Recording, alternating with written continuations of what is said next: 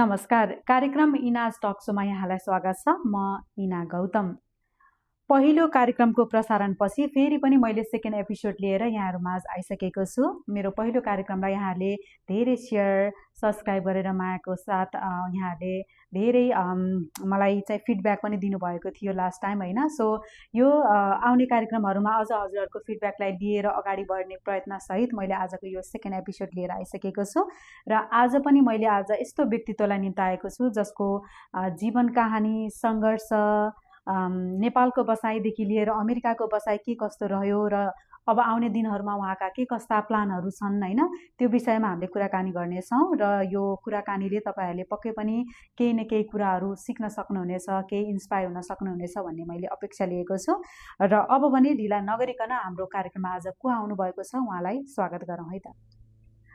All right, अब भने हाम्रो कार्यक्रममा को आउनु भएको छ उहाँलाई स्वागत गरौँ। नमस्ते दाइ। नमस्ते। यहाँको परिचय चाहिँ यहाँकै मुखबाट सुनौँ न है, त्यो भयो भने झन् राम्रो हुन्छ। हजुर, मेरो चाहिँ लोकनाथ अधिकारी, मेरो घर खोप्लाङ गोर्खा, हाल चाहिँ पालुङटार वडा नम्बर 4 गोर्खाबाट म।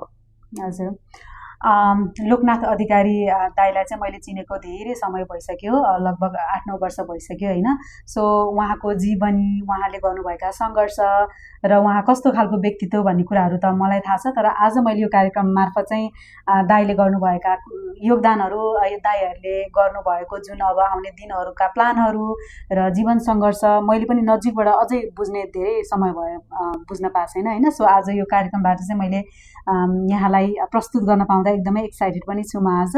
फेरि पनि यहाँलाई कार्यक्रममा स्वागत छ दाइ। थ्याङ्क यू इनाजी। अब मलाई कार्यक्रमको सुरुवातमा अलिकति जान्न मन लाग्यो, हामी अलिक पछाडि धकेल्यौँ हैन। अब दाइ नेपालमा कहाँबाट हुनुहुन्छ हैन, अनि यहाँले चाहिँ नेपालमा एउटा रहँदाखेरि के गर्नुभयो र यहाँसम्मको आइपुग्दाखेरिको तपाईँको अहिलेसम्मको जिन्दगी कसरी बितिरहेको छ त्यो अलिकति छोटकरीमा बताइदिनुहोस् न। प्रश्नको लागि यहाँलाई एकदमै धन्यवाद। र त्यो मेरो जीवनी अब सबै लामो भन्दा त धेरै लामो हुन्छ, यद्यपि छोटकरीमा भन्नुपर्दा मेरो एसएलसी 2058 साल त्यहाँबाट नै भनौँ, त्यहाँभन्दा पहिला भन्दा नि। त्यस पछाडि काठमाडौँ आएर पढियो, क्याम्पस पढियो। त्यस पछाडि अब विदेशै लागेँ म। विदेश पहिलो यात्रा मेरो इजरायल थियो। इजरायल हुँदै युरोपतिर पनि म घुम्ने मौका पाएँ र चाहिँ अहिले 2013बाट चाहिँ अब हालसम्म भनौँ न, अहिलेसम्म चाहिँ म अमेरिकाको यहाँ नागरा फल्समा छु र चाहिँ मेरो घर अहिले मैले परिचय दिएँ। पुनः फेरि भन्नुपर्दा चाहिँ हाल सालको पालुङटार वडा नम्बर 4 गोर्खा खोप्लाङ। हजुर, त्यही त नेपाल हुँदाखेरि चाहिँ जस्तो हजुरले के गर्दै हुनुहुन्थ्यो त्यो समयमा हैन, अनि कसरी यहाँ अमेरिका आउने एउटा जुर जुर्यो हजुरलाई हैन, त्यो पनि अलिकति बताइदिनुहोस् न। नेपाल हुँदा त सामान्य म पनि अब त्यति ठुलो धनी बाबुको छोरो होइन, म पनि सामान्य किसानको परिवार हो। काठमाडौँ आइसके पछाडि अब पहिलो जागिर त मेरो कान्तिपुर पत्रिकाबाट हो। मैले खासै त्यसरी भनेको नि थिएँ तपाईँलाई नै, पहिलोचोटि मैले कान्तिपुरको नाम लिएँ। मेरो पहिलो जागिर कान्तिपुर पत्रिका, प्लस म आफू पढ्दै जागिर खाँदै गरेर पढेँ। त्यस पछाडि काठमाडौँमा केही गरौँ भन्ने सोच त थियो, केही गर्दै पनि थिएँ मैले। अनि जस्तो आफ्नो लागि चाहिँ मैले व्यक्तिगत आफ्नो लागि चाहिँ मैले काठमाडौँमै पढ्दै नै केही गरिसकेका थिएँ।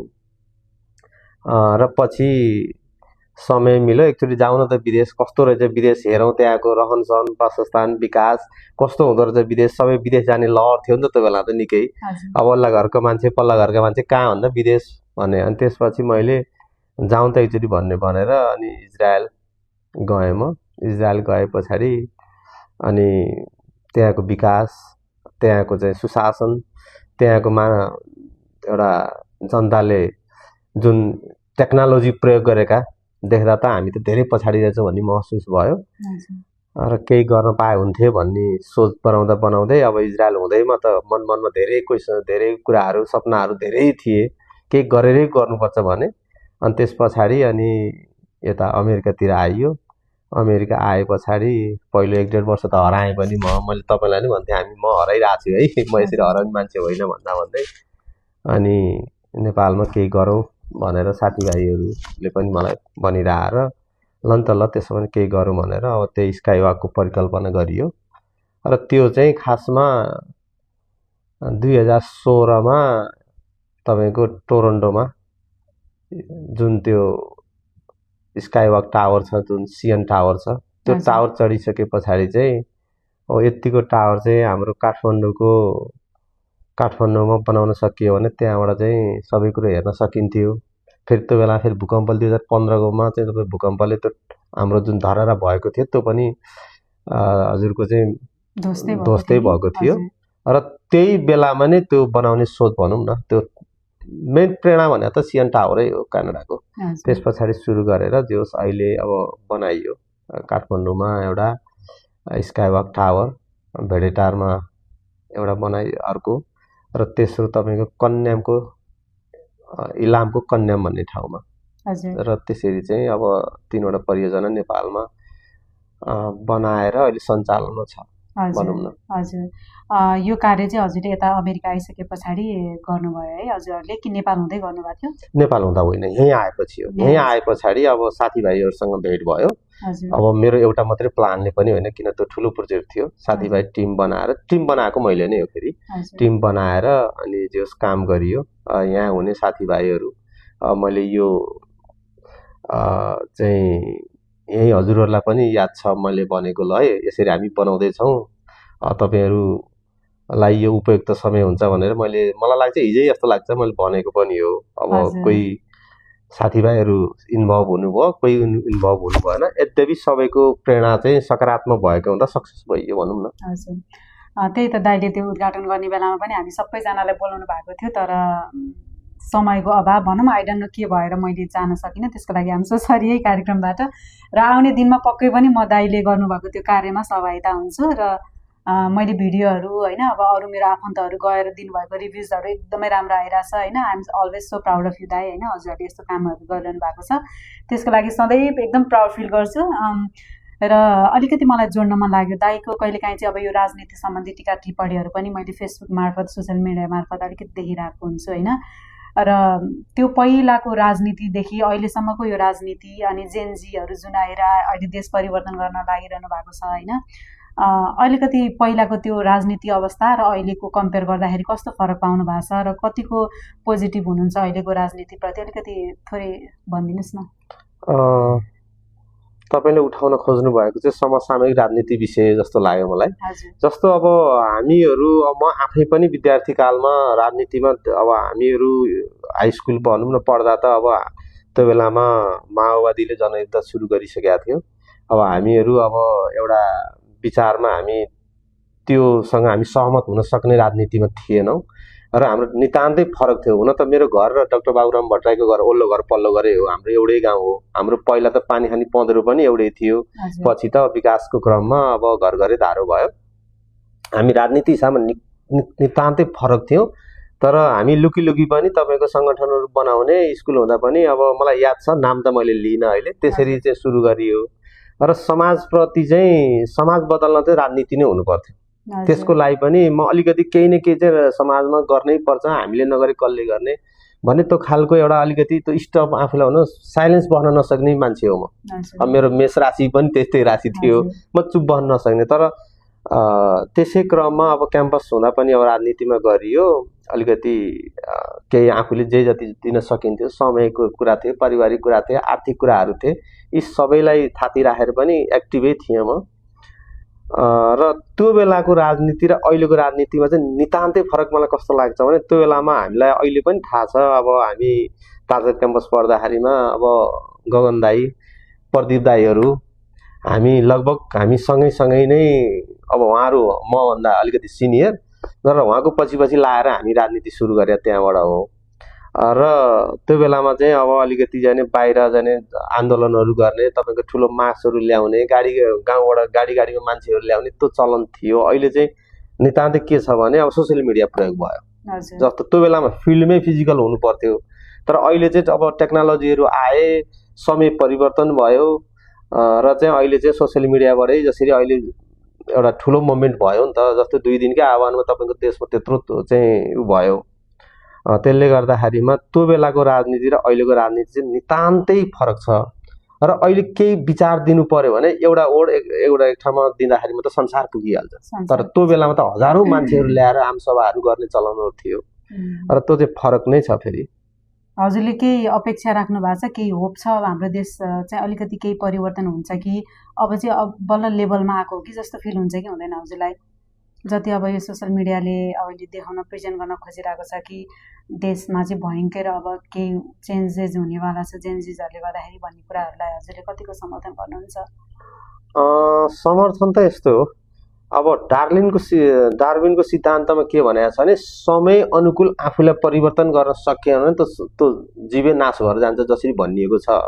हुन पनि हो। र अब अहिले समय चाहिँ कस्तो छ भने जस्तो एकदमै छिटो विकास खोजिरहेको, जसरी हामीले भिडियोहरूमा तपाईँको पट गरेर जसरी त्यो विकास देखिन्छ नि त्यो लेभलको अपेक्षा जनताले खोजिरहेछ। मैले आज होइन, तपाईँको 10 वर्ष पहिलादेखि 5 वर्ष पहिलादेखि नै तपाईँको चाहिँ मेरो पहुँच राम्रै पहुँच पुर्याउन सक्थेँ मैले ती ठाउँहरूमा निकायहरूमा। ल विकास चाहिँ हुँदै भएन, विकास भएको छ तर टेक्नोलोजीमा पसिएन र भ्रष्टाचार अत्यन्तै उ छ। र सामान्य गाउँको चाहिँ नागरिकहरू चाहिँ तपाईँको एउटा सामान्य कर तिर्न जाँदा, सामान्य राजस्व तिर्न जाँदा पनि तपाईँको घन्टौँ लाइन त्यहीँ तपाईँको बिचौलिया ल्याउने, यो चाहिँ अन्त्य हुनुपर्छ है। यो अन्त्य भएन भने यसले चाहिँ उरो लिन्छ भने मैले धेरैचोटि बोल्दै आएको, धेरैचोटि सोसियल मिडियामा तपाईँले मेरो देखि पनि रहनु भएको छ। म देश समसामयिक विषय समेटेर म लेख्छु पनि। र अहिले चाहिँ यो 1 महिनाको हिजो मात्रै मैले हेरेको थिएँ। अब हामीले चुनावको बेलामा एउटा आफूलाई इच्छा लागेको पार्टीलाई को पक्ष लिएर हामी भोट माग्छौँ, त्यो हाम्रो नैसर्गिक अधिकार हो किनकि म त नेपाली नागरिक हो नि त। अनि भोलि चुनाव भइसके पछाडि चाहिँ हामी त्यो पार्टी भन्दा नि जुन पार्टीले जितेको छ त्यो पार्टीको सरकार होइन, त्यो त नेपाल सरकार भयो नि त। त्यसले गर्दाखेरिमा हामी चाहिँ अब राजनीति, हामी त नागरिक हो नि त, हामी कार्यकर्ता होइन, फेरि हामी नागरिक हौँ। हामी नागरिकले एउटा पक्षलाई भोट दियौँ तर त्यो पक्षले जितेन, तर अर्को पक्षले जित्यो भने जित्ने पक्षको पनि हाम्रो सरकार त त्यही हो नि त। त्यसले गर्दा हाम्रो चाहिँ अहिले चाहिँ अब बालन सरकार जसरी चाहिँ गरिरहनु भएको छ, म चाहिँ एकदमै पोजिटिभ छु। किन पोजिटिभ छु भने अब अहिले नै तपाईँको अहिले देख्दाखेरिमा अस्ति तपाईँको सुकुम्बासीकै कुरा आयो, त एकदमै राम्रो काम छ। सामान्य देख्दाखेरिमा आँसु त भइरहेको छ, बच्चा रोइरहेका छन्, बुढाबुढीहरू गरेको छ, तर राज्यले भनेको छ नि त म व्यवस्थापन गर्छु भनेको छ नि त। त्यसले गर्दा हिजो लाल पूर्जा नभइकन त्यही ठाउँमा बस्नु र भोलि राज्यले लाल पूर्जा दिएर बस्नु त फरक भयो नि त। तर हामीले बुझ्नु चाहिँ त्यो पर्छ। त्यसले गर्दाखेरि म चाहिँ एकदमै आशावादी छु, किनभने त्यहाँ भएका मन्त्रीमण्डल, सांसद जो जति गएका छन् तिनीहरूले चाहिँ टेक्नोलोजी बुझेका र संसारलाई बुझेका र थोर बहुत राम्रो चाहिँ केही काम गरिसकेका भएको हुँदा आशा गरेको छु मैले चाहिँ। हजुर, यो बिचमा जोडिहालेँ मैले, अब हाम्रो रविलामी छानेले पनि होइन देशमा केही गर्छु भनेर नेपाल जानुभयो। त्यो बिचमा धेरै घटनाहरू घटे, धेरै प्रक्रियाहरू पुर्याउनु पर्यो उहाँले होइन आफूलाई साबित गर्नको लागि। र अहिले जुन अवस्थामा उहाँ हुनुहुन्छ होइन त्यो कुरालाई अलिकति हामीले यो राजनीतिसँग जोड्दाखेरि चाहिँ अलिकति हजुरले के भन्न चाहनुहुन्छ त्यसमा अलिकति थोरै हजुरको विचारमा? अब यो चाहिँ अलिक अप्ठ्यारो क्वेसन सोध्नु हो मलाई, तैपनि मलाई लागेको म व्यक्ति विशेषमा म जाँदिनँ। अब व्यक्तिगत रूपमा सोध्नुहुन्छ भने म रविजीसँग अब दाई भन्छु मैले।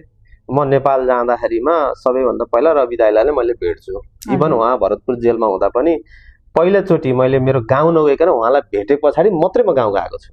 त्यसले गर्दा म रविजीसँग एकदमै नजिक पनि छु र केही भयो भने मैले डाइरेक्ट फोन पनि गर्छु उहाँमा, र म एकदमै नजिकै छु। र उहाँलाई चाहिँ अब यो उहाँले जानेर गर्नुभयो जस्तो मलाई लाग्दैन।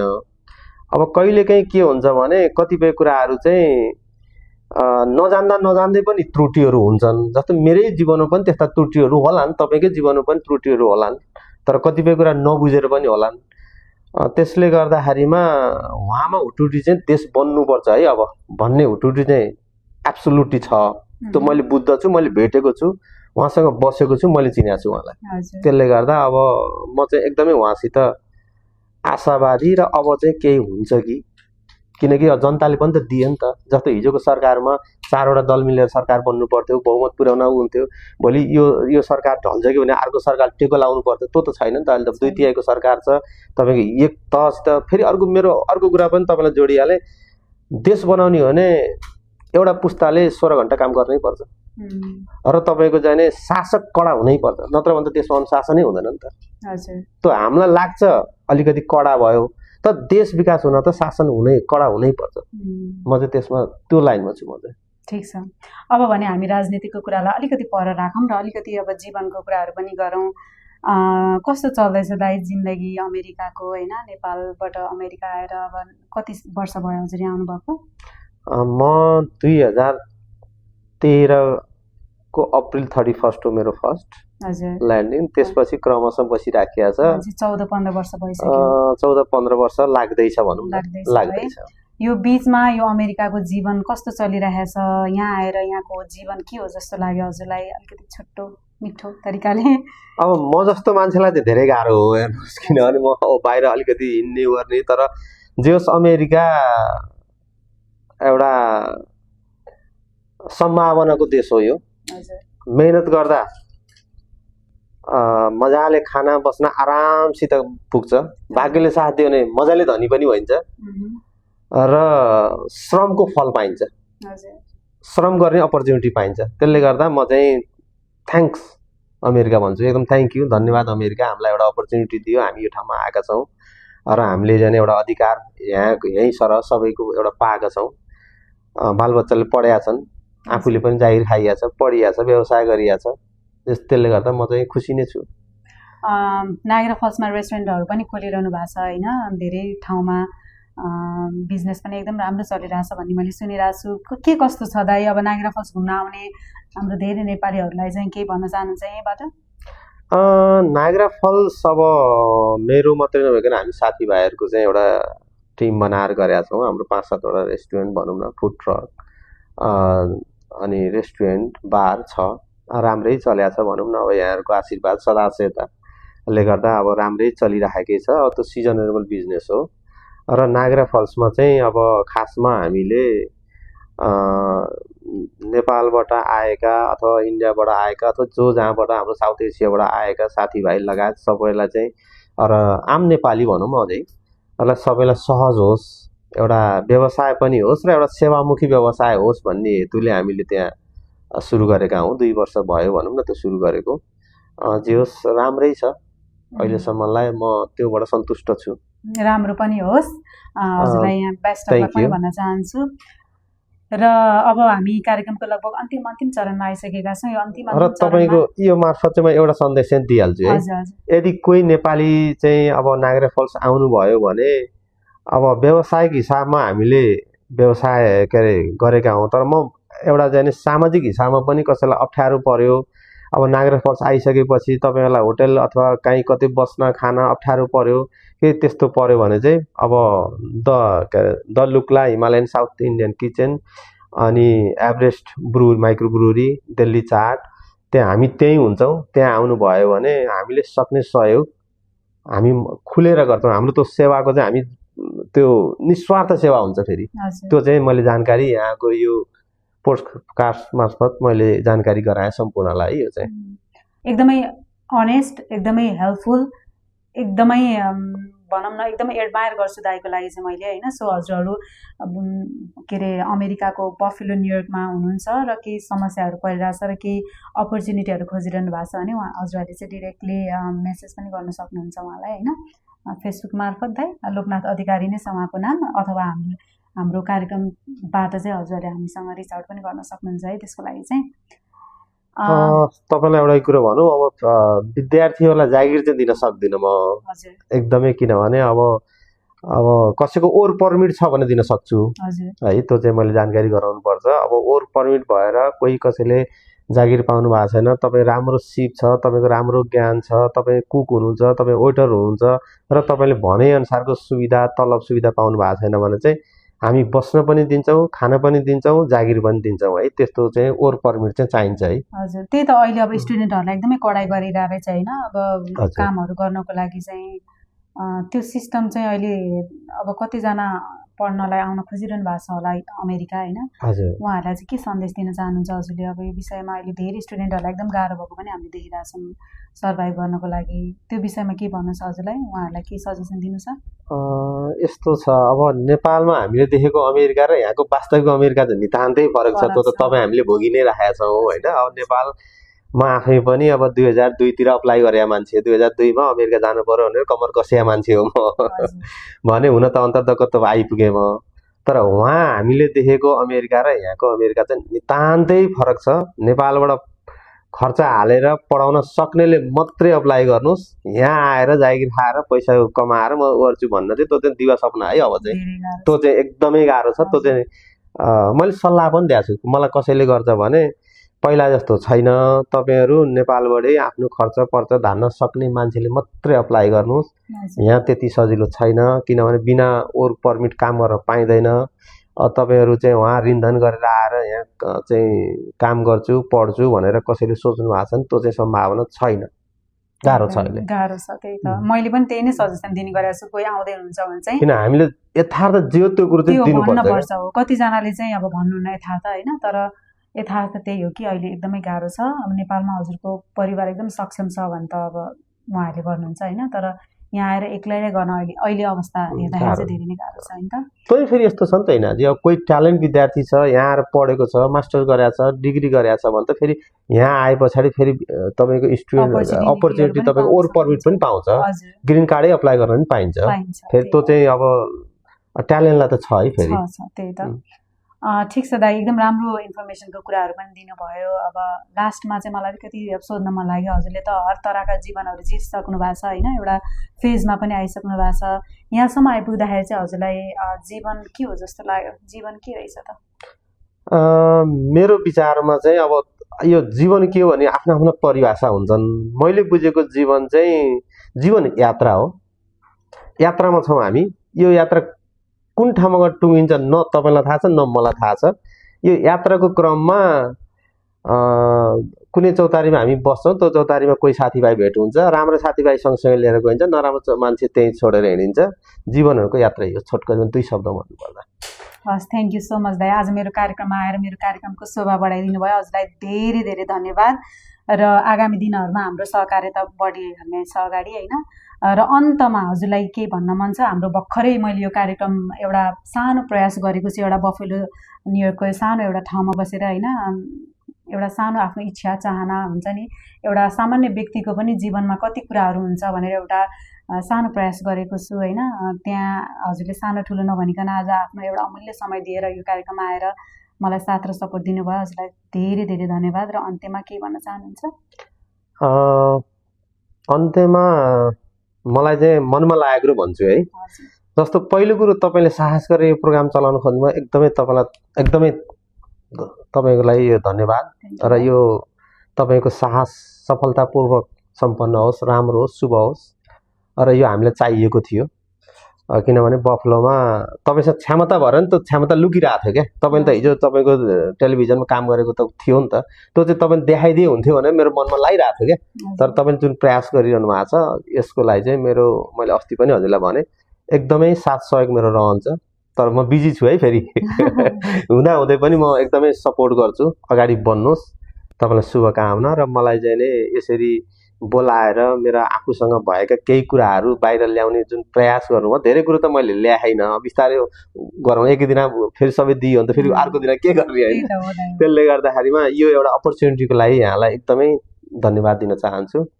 र यो जसले हेरेर साथ दिनुहुनेछ उहाँहरूलाई पनि धन्यवाद दिन्छु। र पूर्ण तपाईँको यो प्रोग्राम चाहिँ पोस्ट कार्ड भन्नु के भन्नु अहिले प्रोडकास्ट चाहिँ तपाईँको एकदमै भव्य होस्, सभ्य होस्, बिस्तारै धेरै भ्युजहरू जाउन्। म पनि साथ गर्छु र म सबै साथीभाइहरू हामी सबैले सहयोग गरौँ, किन यो चाहिँ पोस्ट कार्ड तपाईँको होइन, यो हाम्रो समुदायको है। म यही भन्न चाहन्छु। थ्याङ्क यू फेरि। Thank you so much, thank you.